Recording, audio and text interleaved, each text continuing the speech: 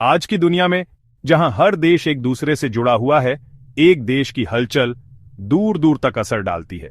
एक छोटी सी घटना भी पूरे विश्व में एक लहर पैदा कर सकती है, जैसे पानी में एक पत्थर फेंकने से होता है। देशों के बीच की सीमाएं अब पहले जितनी मजबूत नहीं रहीं, क्योंकि व्यापार, तकनीक और संस्कृति के माध्यम से हम सब एक दूसरे से जुड़े हुए हैं।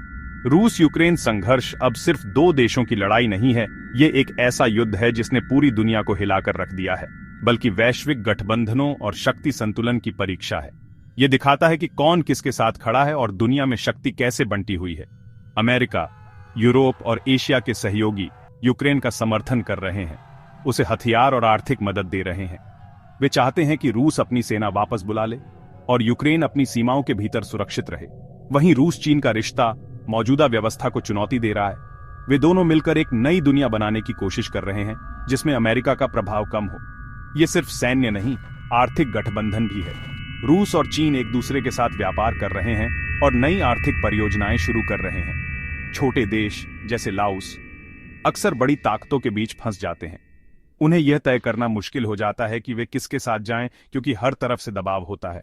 उनकी आर्थिक निर्भरता और राजनीतिक दिशा वैश्विक रणनीतियों को प्रभावित करती है।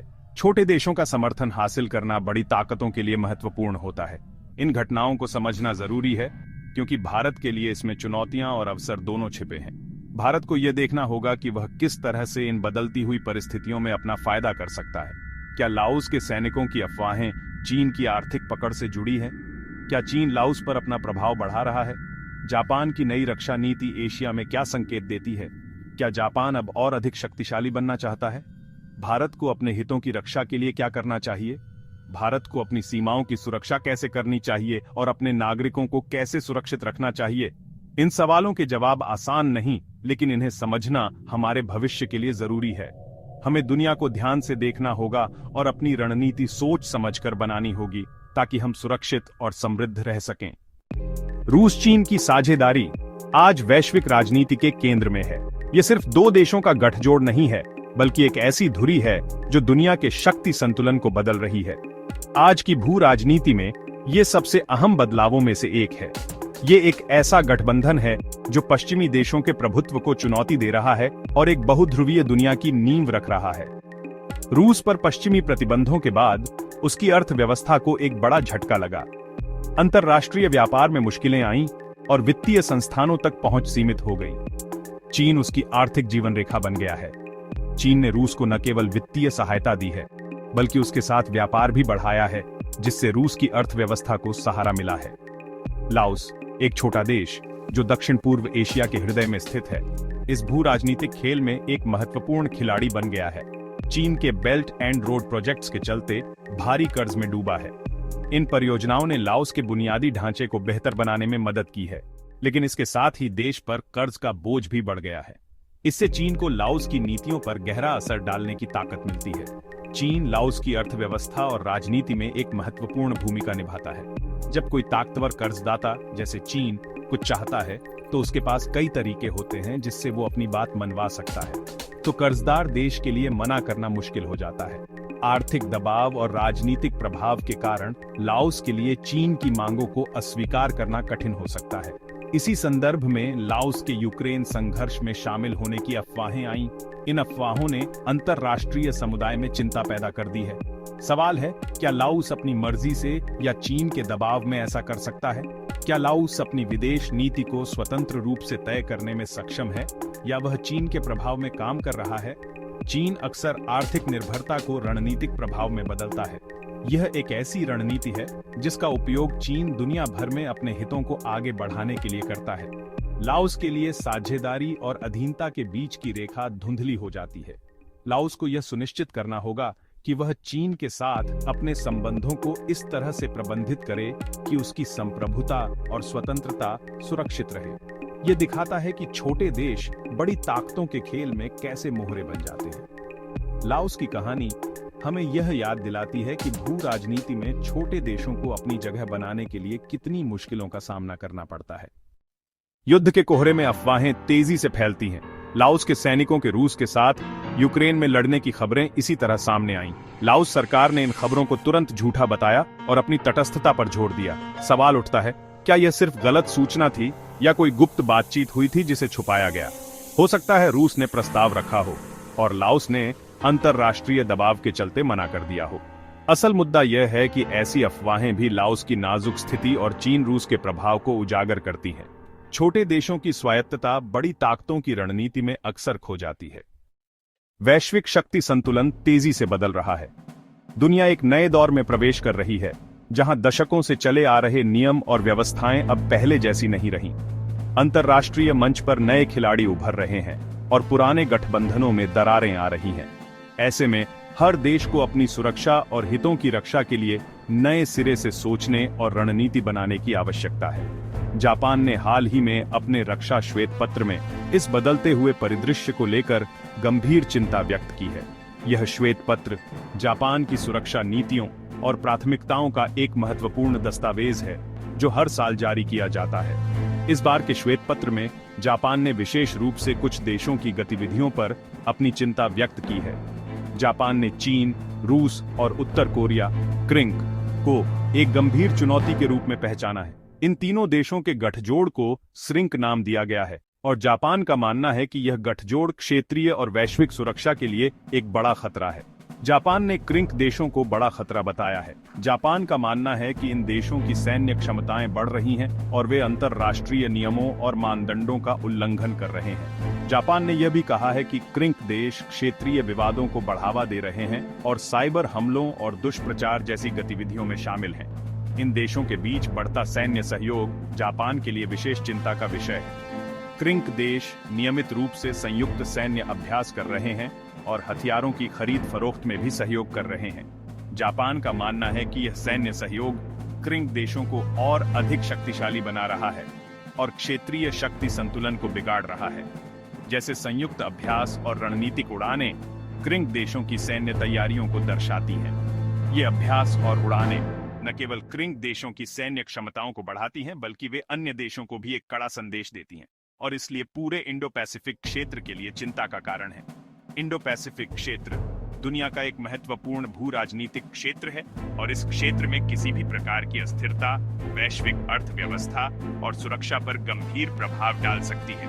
चीन का सैन्य आधुनिकीकरण तेजी से जारी है और चीन अपनी नौसेना, वायुसेना और मिसाइल बलों को मजबूत कर रहा है। रूस की गतिविधियां यूक्रेन में युद्ध और अन्य क्षेत्रों में हस्तक्षेप अंतरराष्ट्रीय नियमों के प्रति उसकी अवहेलना को दर्शाती है और उत्तर कोरिया की मिसाइलें, लगातार परीक्षण और परमाणु हथियारों का विकास क्षेत्रीय सुरक्षा के लिए एक गंभीर खतरा है। इन सभी कारकों के कारण क्षेत्र को अस्थिर बना रही है।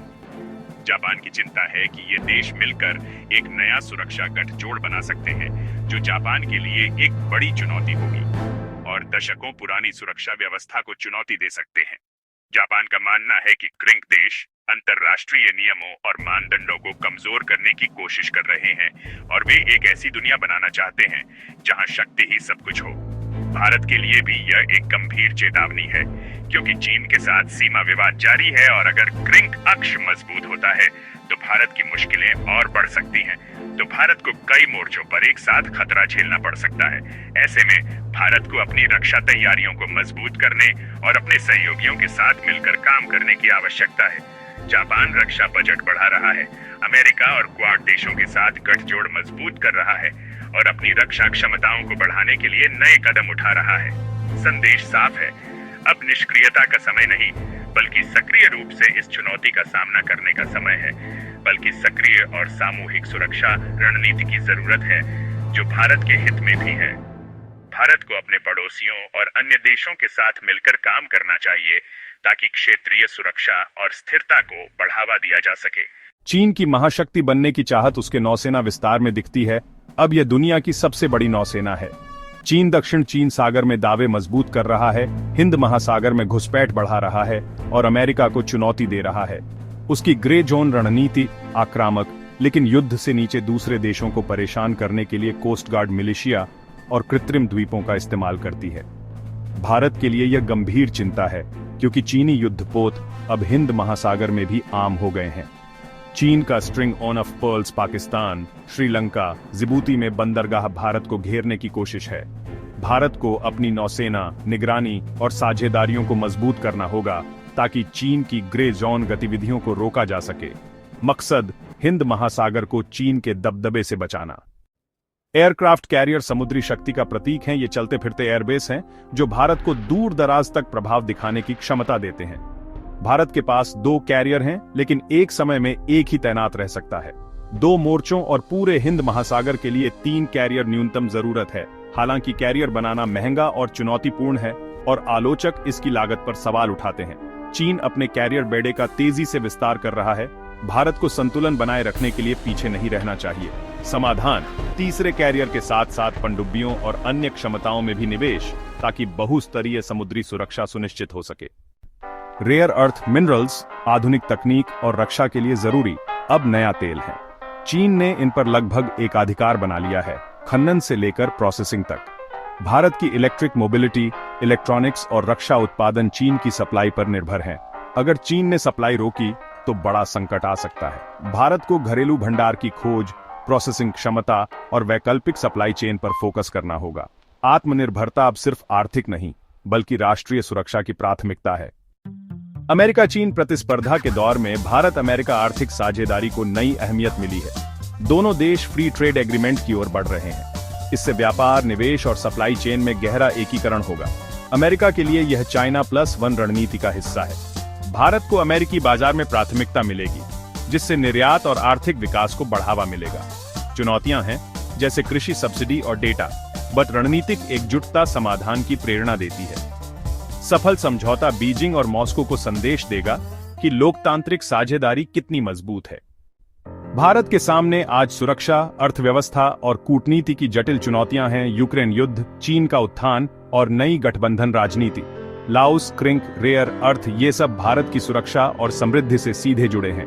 भारत को बहुआयामी रणनीति अपनानी होगी। सैन्य आधुनिकीकरण, 3 कैरियर, पनडुब्बियां और नई तकनीकों में निवेश। आत्मनिर्भर रक्षा उद्योग और सप्लाई चेन का विविधीकरण जरूरी है, खासकर रेयर अर्थ मिनरल्स के मामले में।